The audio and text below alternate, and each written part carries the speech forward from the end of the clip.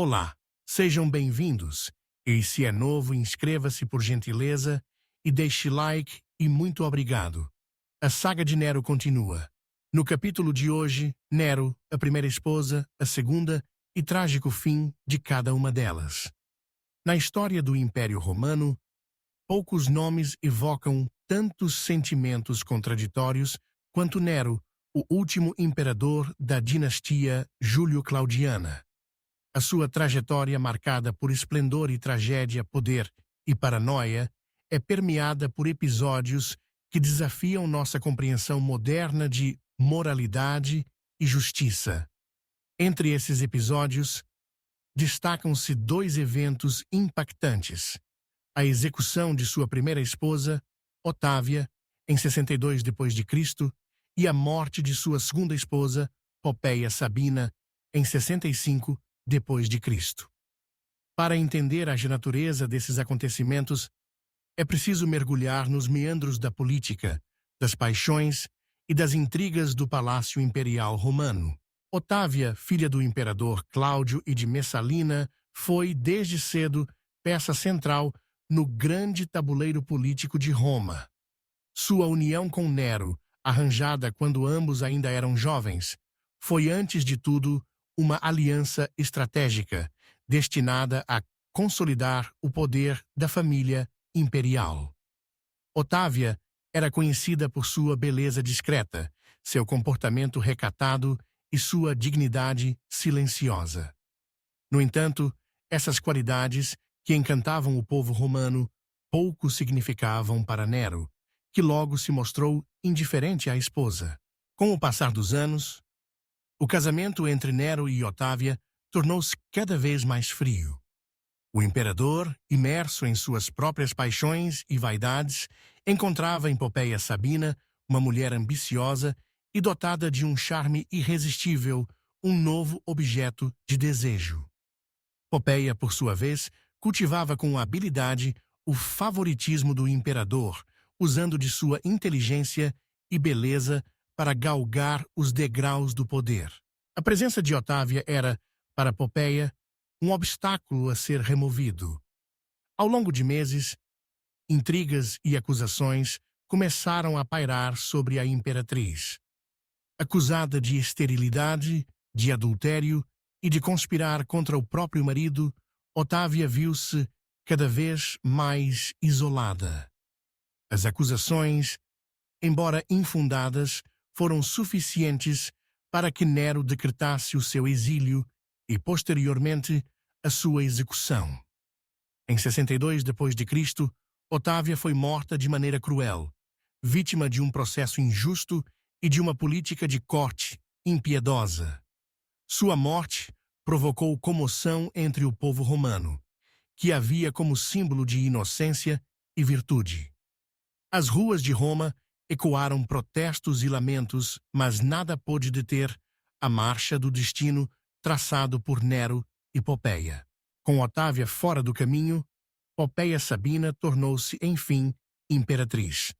Sua ascensão era o triunfo de sua ambição e de seu talento para a manipulação. Popeia era admirada por sua beleza e elegância, famosa por seus banhos de leite de jumenta e por sua influência sobre Nero, que a idolatrava. No entanto, o ambiente na corte permanecia tenso, marcado por suspeitas, intrigas e instabilidade. Popeia, embora poderosa, não estava imune aos perigos de viver ao lado de um imperador cada vez mais volátil. Nero, atormentado por crises de fúria e de paranoia, alternava momentos de paixão com acessos de brutalidade. Em 65 d.C., durante uma discussão, Nero, tomado por um impulso violento, teria desferido um chute fatal em Popeia, que estava grávida. A morte de Popeia foi envolta em rumores e versões contraditórias. Alguns historiadores sugerem que teria sido um acidente, outros, um ato deliberado de fúria. Seja como for, Nero viu-se mais uma vez cercado por luto e culpa. A morte de Popeia não trouxe paz ao imperador. Pelo contrário, aprofundou seu isolamento e sua angústia. Nero teria demonstrado pesar, mas também procurou consolo em novos amores e excessos. Mandou embalsamar o corpo de Popeia e prestou-lhe homenagens grandiosas. Mas nada disso foi suficiente para aplacar o vazio crescente em sua alma. Os anos finais de seu reinado foram marcados por perseguições, conspirações e, finalmente, sua própria queda. Esses dois episódios, a execução de Otávia e a morte de Popeia, ilustram com clareza a natureza cruel e instável do poder absoluto. No coração do império mais poderoso do mundo antigo, nem mesmo as mulheres mais próximas ao trono estavam a salvo das oscilações de humor e das decisões arbitrárias do imperador. Otávia, símbolo da inocência sacrificada, e Popeia, emblema da ascensão e queda meteóricas, são lembradas até hoje como figuras trágicas, cujas vidas foram moldadas e destruídas pelas forças que governavam Roma. Ao olharmos para trás, para esses acontecimentos, não podemos deixar de refletir sobre as dinâmicas do poder e da ambição humanas. Em Roma, o destino de uma imperatriz podia depender do capricho do imperador, das intrigas dos cortesãos ou da simples necessidade de eliminar obstáculos políticos. A crueldade de Nero não era um traço isolado, mas sim sintoma de uma estrutura de poder em que a vida e a morte se decidiam nos corredores do palácio, muitas vezes em segredo, longe dos olhos do povo.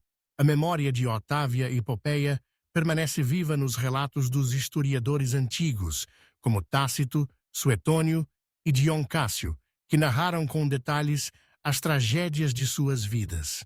Para muitos romanos, a morte de Otávia foi o estopim de uma série de descontentamentos que, anos mais tarde, culminariam na queda de Nero e no fim da dinastia. Já a morte de Popeia, embora envolta em mistério, reforçou a imagem de Nero como um tirano descontrolado, incapaz de amar ou de governar com justiça. A história dessas duas mulheres é um reflexo das contradições do próprio Império Romano, grandioso e brutal, sofisticado e selvagem, palco de amores intensos e de ódios implacáveis.